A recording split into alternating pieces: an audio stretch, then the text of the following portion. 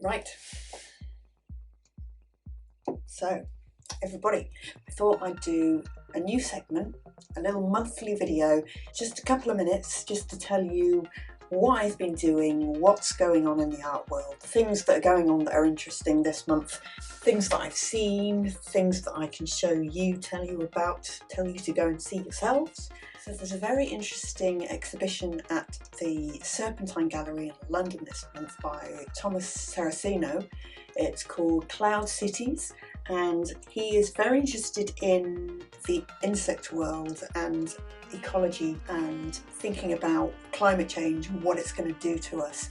His exhibition is lots of structures in a kind of honeycomb. He started off as an architect, and he's left these structures around the gallery, outside the gallery, on the roof, all sorts of different places, and various insects and wildlife are moving in, which is great to see. And in the inside of the gallery there are lots of spiders' webs and creepy things like that, which are very, very beautiful if you can get past any fear about spiders that you may have. It's a really interesting exhibition. I haven't seen it yet, I've only seen pictures, but I do want to go down there. The temperature of the exhibition is controlled to be more suitable for insect life than human life, making the point again about the climate changing and how we're just going to have to adapt now because of what we've done. I don't think it's going to be a depressing exhibition to see. It just needs to make you think. There are a lot of things in the art world at the moment that are designed to make you think about the future of the world in general, and I think this is one of those things. So, now secondly, I want to talk about Oppenheimer, which is a very good film. Now I know people have been quite polarised this month. Do I go see Oppenheimer? Do I go and see Barbie? Barbie's not for me, a little bit pink for me. But if that's your thing, then fair enough. Carry on, go ahead. Not for me, but I went to see Oppenheimer. I thought it was very, very good. Very interesting moral dilemma, I think. It's the fine line between a scientist wanting to push science to its limits and to human limits, and that information being used in a destructive way. It's a very moral film. It's very much about what he did, why he did it, and what happened because of it, and was silenced by the government. So not unlike what politicians have done to scientists all over the world.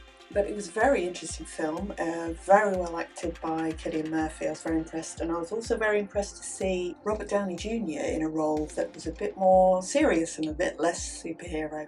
So that was interesting to see. So yeah, I was really happy with it and very much affected by it. I did come out feeling like the human race aren't very nice, but sometimes we need to be shown that, and we need to see that in the world. To give us the impetus to do something about it. So I would recommend going to see it. It's very heavy, but go and see it. And the third thing I want to talk to you about this month is completely different from those two things, and that is The Lion King. The Lion King musical version. It's something I've always wanted to do simply because of the puppetry in it. You can imagine it's been on my bucket list for a long time. So thank you very much to the people who made it possible for me to go. You know who you are. It was really, really interesting, and I was on the edge of my seat with looking at the puppetry and trying really hard not to analyse how it was done and actually watch the story, because I knew I was going to be sitting there thinking, have they done that? What would I would have done? How would I have done this differently?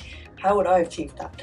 So I had to kind of put my puppeteer brain away. But yes, it was really, really good. Some really, really innovative ways of doing things. Some beautiful acting, some fantastic voices. The lady playing Rafiki the monkey completely stole the show in my opinion. She was amazing. She had a huge personality and it just came forth. So she was great to watch. Hats off to the child actors. Obviously there was a little Simba and a little Nala. They looked about maybe 9 and they did ever so well, bless them. I don't know if I'd have had that amount of confidence when I was that size. In fact, I know I wouldn't have had that amount of confidence. They were absolutely incredible. Brilliant nights had by all. I would recommend it if you get the chance. It's in Birmingham at the moment. I know it's in London most of the time. I think it does travel every so often. So if you do get the chance, it is worth seeing. So thank you for listening to me with a little bit of art news this month. I will see you at the end of the month for a new video, and in a month's time for another little art news review.